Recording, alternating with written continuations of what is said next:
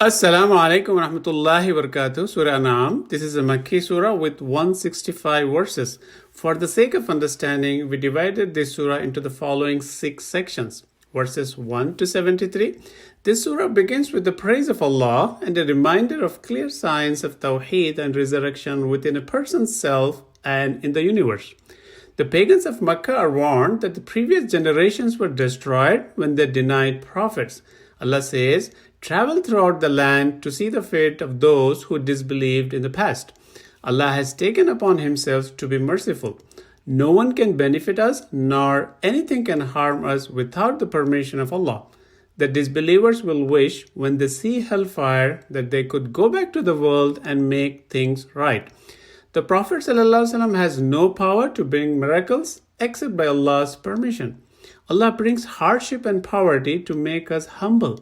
The Prophet ﷺ and the believers are commanded to surround themselves with those who seek the pleasure of Allah. Allah's knowledge is infinite.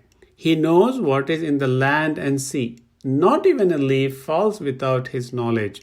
Listen, always be in the company of righteous people. Verses 74 to 98, Allah mentions how Ibrahim a.s. demonstrated that the stars, moon, and the sun cannot be gods. Allah also narrated how other prophets strive to spread the message of Tawheed. The Quran is the blessed book sent as a guidance to the people of Makkah and around it. The biggest sinners are those who ascribe false things to Allah. Listen, we should employ logical arguments to invite people towards Islam. Verses 95 to 121, Allah reminds us of signs to ponder over, such as sprouting of seeds, bringing life out of death, bringing death out of life, cycle of day and night, moon, sun, stars, and rain. Allah is the originator of the heavens and the earth. These signs are clear proof of Tawheed and refute shirk. Miracles will do no good to arrogant people. The word of Allah is perfect in truth and justice. No one can change His words, and He is all-hearing, all-knowing. Listen, constantly ponder in the signs of Allah. Verses 122 to 135, the guided people are like those with light. They are not equal to the misguided ones who are in the darkness. Allah opens the hearts of the people He wishes to guide and tightens and constricts the chest of those He wishes to misguide.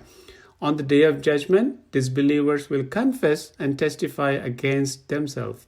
Listen, always pray that Allah open our heart for His guidance.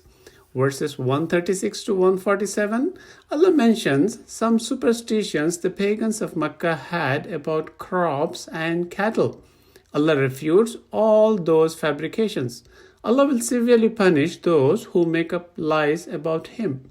Allah created animals for us to eat and to utilize them for our needs. Do not follow the footsteps of Shaitan. He is our enemy. Verses 148 to 165, Allah's arguments is the most conclusive. The Prophet ﷺ and we are commanded not to follow the desires of the disbelievers. Following instructions are given by Allah. Do not commit shirk. Be good to parents. Do not kill children in the fear of poverty. Do not go near shameful acts. Do not unjustly kill anyone. Do not come near the wealth of orphan, and give full measure and weigh with justice.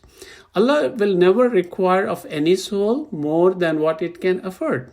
Allah reminds us about His extreme mercy on the day of judgment, that He will reward tenfold for good deeds.